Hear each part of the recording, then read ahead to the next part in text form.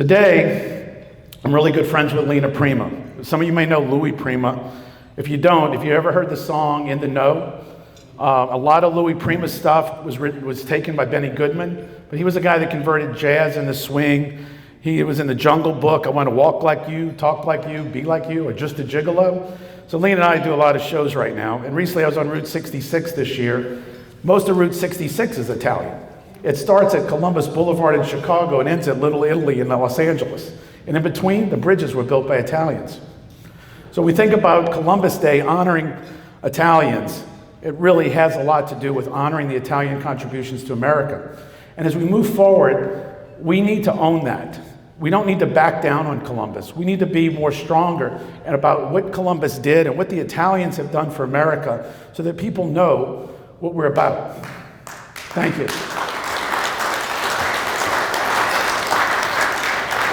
And in fact, a little bit more about Columbus.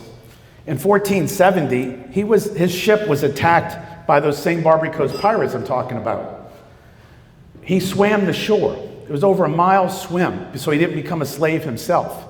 So it wasn't about people say, oh, Columbus, the world, he didn't prove the world was round and all that other stuff. No, he knew that they needed to find another trade route. That what was going on really was Constantinople had fallen. You could not get to China by land anymore. You needed to go by sea, and the Barbary Coast pirates were stopping that.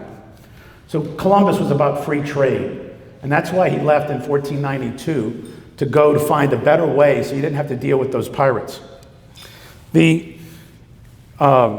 Later, he's known as a great navigator because he was able to not only get to America, but he knew to follow the stars. Can you imagine getting in a 32-foot boat and sailing the Atlantic today? I live on Lake Pontchartrain. I wouldn't go 24 miles in a 32-foot boat with all the technology we have.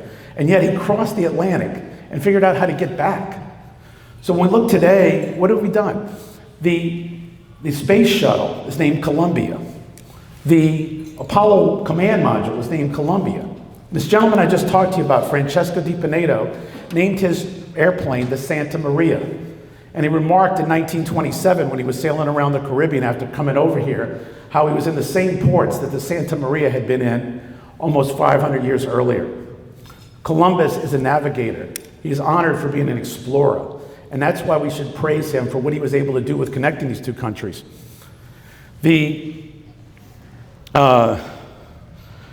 And later, after 1776, America gets independence. And they want to get rid of anything to do with England. So who do they turn to? Columbus. King's College was renamed Columbia University. We see the District of Columbia is the name of the capital. The Columbia River gets formed. All these cities get called Columbia because they don't want to have anything to do with England and they're looking for a hero. And in fact, the goddess Columbia, or Columbia personified as a woman, is before we had Uncle Sam. So we're actually, Columbia was the person that America identified with before there was even an Uncle Sam as we went to war. Nationally, we are filing lawsuits on this, and we've won 2 recently.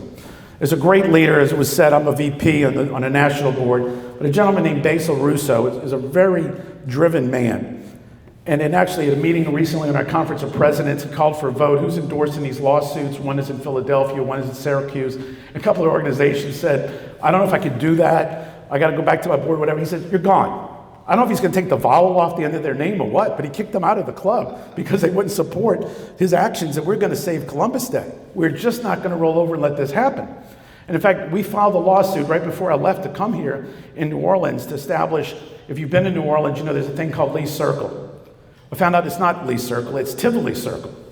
And before that city renames Tivoli Circle and honors somebody else, we're going to make sure that they have to declare that it's got an Italian name on it. So we are standing up right now. We know that this whole thing was done because people coming here looking for a better life is what we are about. We came here and we honor Columbus, we honor immigrants, we honor our ancestors. This month, Italian Heritage Month, is about honoring all those efforts.